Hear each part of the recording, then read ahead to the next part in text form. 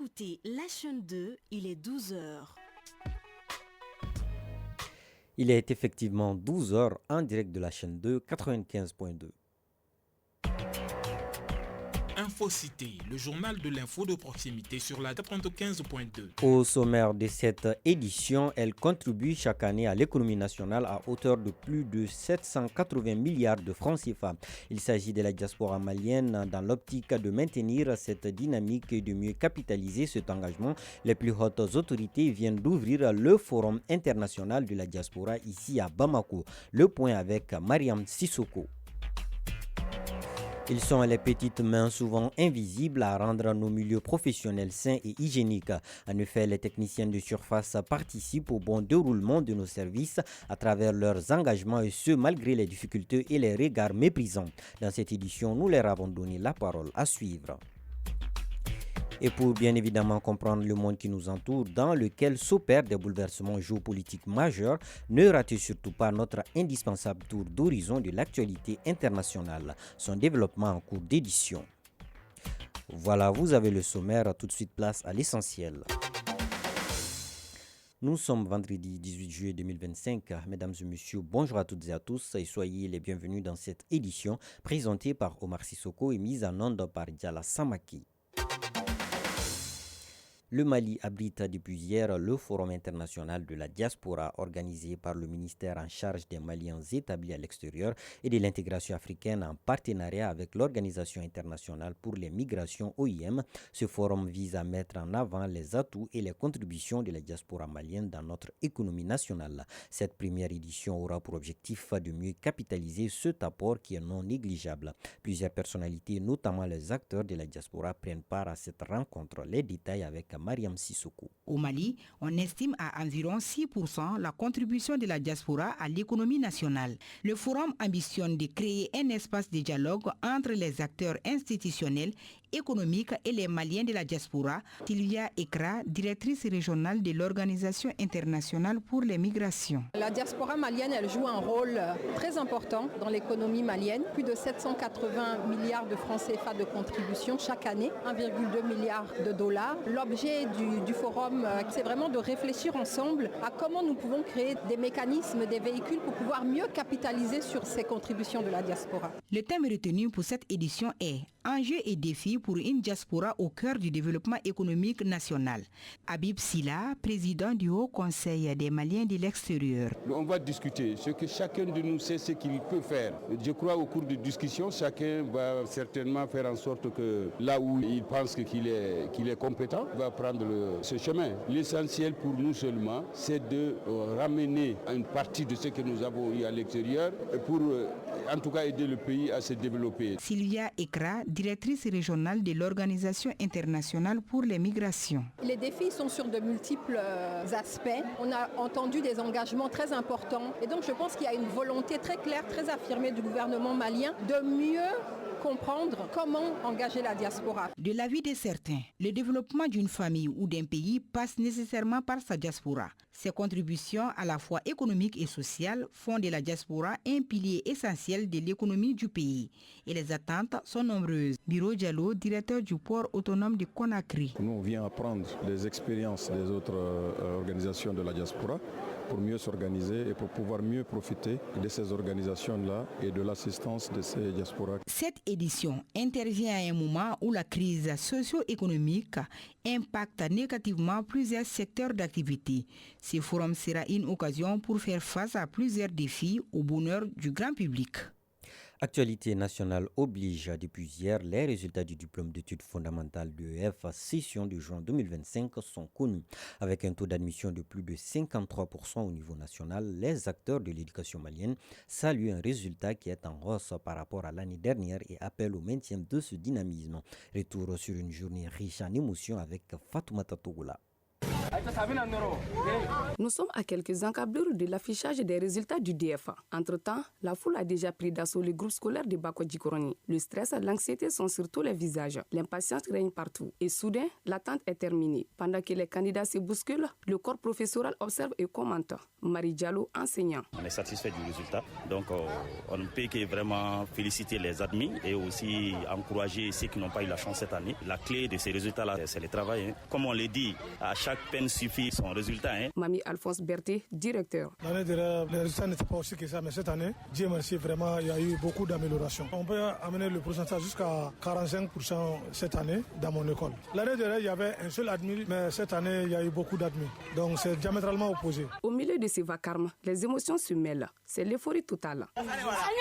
Alassane Bamba, admis. J'ai réussi, je remercie les parents et les anciens. Je suis très heureux aujourd'hui. Fatoumata Sanogo, admise. Je me sens bien car j'ai reçu le DF. Je suis très contente. Sanata Yossi, admise. C'est une très bonne journée pour moi. Je ne peux que remercier Dieu. Et naturellement, cette joie contraste avec la déception des malheureux redoublants, consolés par leurs proches. Mamadou Dramé, redoublant. C'est une mauvaise journée.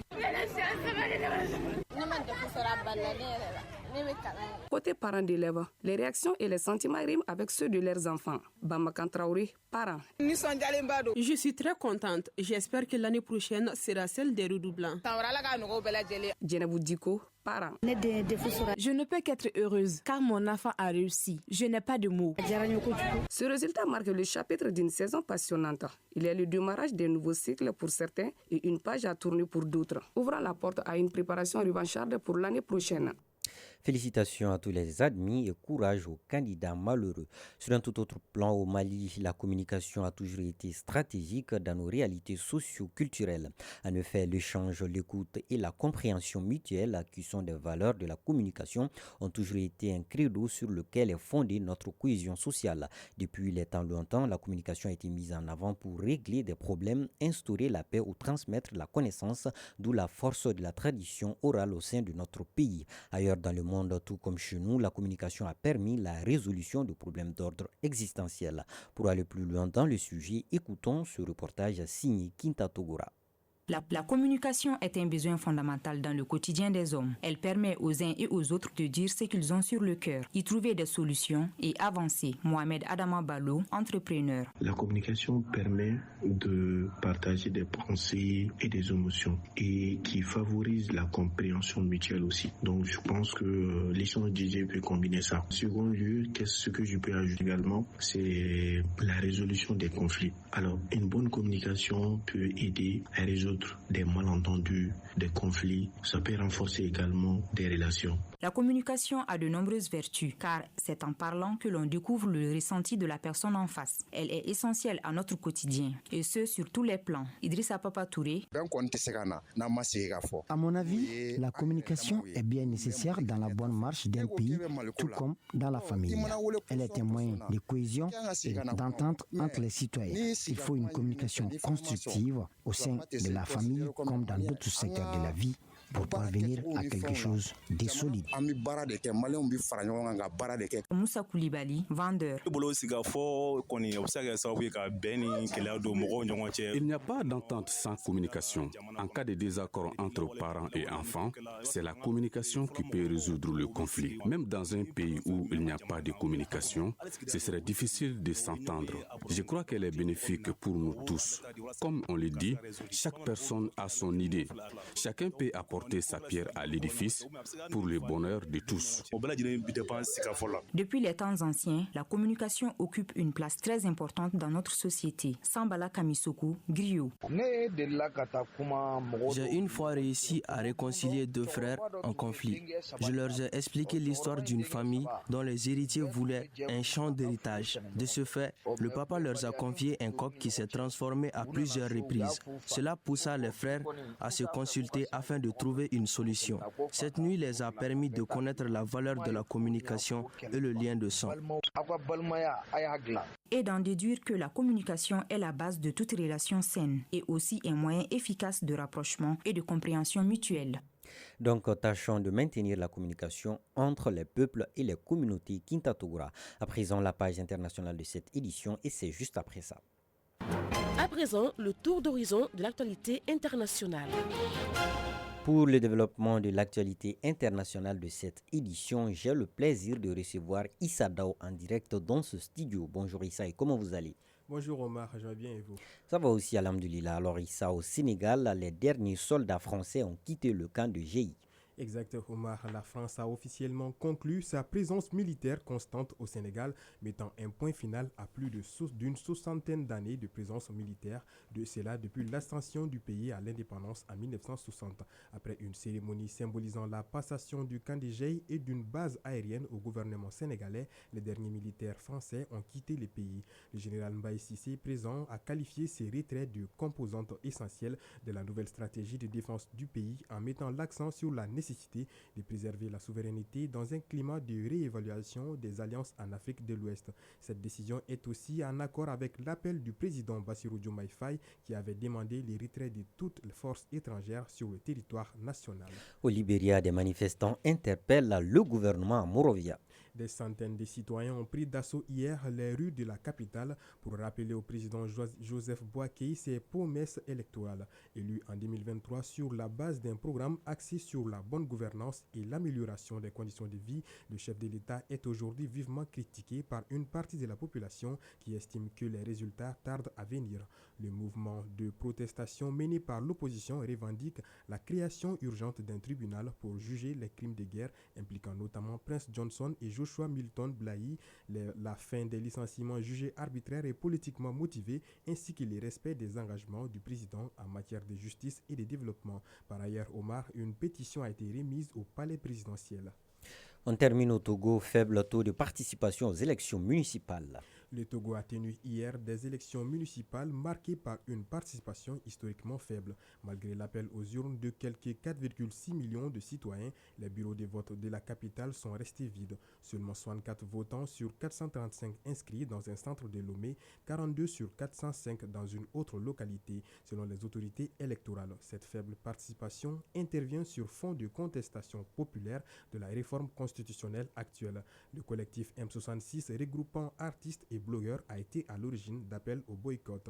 Malgré les tensions, près de 500 listes partis, regroupements indépendants ont participé.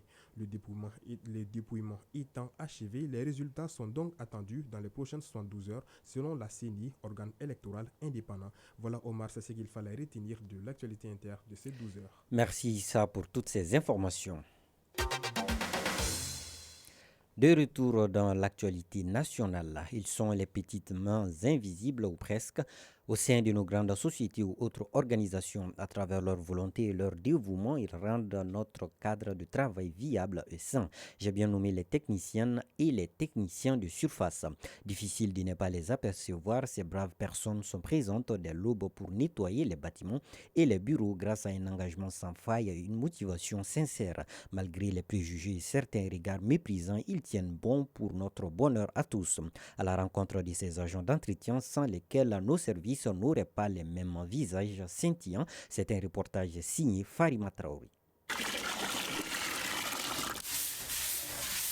Il est 5h du matin, les bureaux sont encore plongés dans l'obscurité. Seuls les bruits discrets d'un seau qu'on remplit d'eau et le frottement du balai de Aïssata Yeranko viennent briser le silence. Âgée d'une vingtaine d'années, elle est employée par ce service public uniquement pour le nettoyage des lieux. Aïssata Yeranko. On commence très tôt. Si on attend que les gens arrivent, on ne peut plus travailler. Il faut que l'endroit soit propre bien avant. Elle nettoie les sols, désinfecte les poignées, vide les poubelles. Un travail discret, souvent invisible, mais indispensable au bien-être des employés. Sira Dambélé, agent de nettoyage. On nettoie pour le bien de tous et on protège aussi les gens contre les microbes. Dans les couloirs, l'odeur du détergent flotte dans l'air. Un parfum de propreté qui annonce le début d'une nouvelle journée pour les employés. Mais pour les techniciens de surface, la moitié de la journée est déjà derrière eux. Fatoumata Kamisoko. C'est comme ça tous les jours. Quand les gens arrivent, tout est propre. Ça sent bon. Ils ne savent pas qu'on était là depuis longtemps. Mais derrière les produits d'entretien se cachent aussi de nombreuses difficultés. Journées longues, manque de reconnaissance, salaire souvent insuffisant. Moussa Diara, chef d'équipe. Parfois, après avoir payé les transferts et les besoins de la maison, il ne reste presque rien. Franchement, ce métier n'est pas facile. On se lève très tôt, on travaille parfois dans des conditions pas faciles, surtout quand il manque du matériel. Et puis il y a les regards des gens. Certains nous méprisent. Malgré tout, je suis fier de ce que j'ai fait. Grâce à mon travail, les lieux sont propres. Invisible pour certaines, essentiel pour tous, les techniciens de surface font briller les services publics et privés dans l'ombre et parfois toujours avec le sourire. Grand merci à toutes ces braves personnes qui rendent notre cadre de travail propre et sain. Et c'est sur ces hommages à nos agents d'entretien engagés que nous ouvrons notre page météo.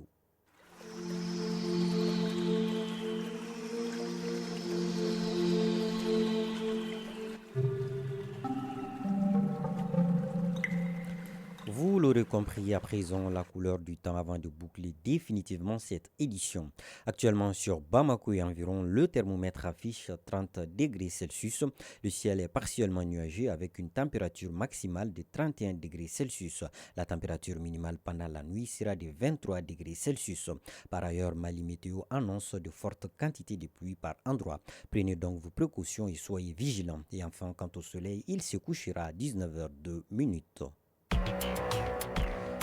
Point final à cette édition présentée par Omar Sissoko et mise en onde par Diala Samake. Mise en ligne Badji Touré, réalisation Kadinyang, coordination éditoriale Seydou Traoré, Djefa Diara. Un rappel des titres de cette édition avant de nous quitter. Ouverture du Forum international de la diaspora au Centre international de conférence de Bamako. Zoom sur le travail remarquable des techniciens de surface pour le bon déroulement des structures professionnelles. Restez à l'écoute tout juste après moi, vous pourrez retrouver Ibrahima Souri Traoré dans votre journal des sports. Merci de votre constante fidélité. Qu'Allah bénisse le Mali.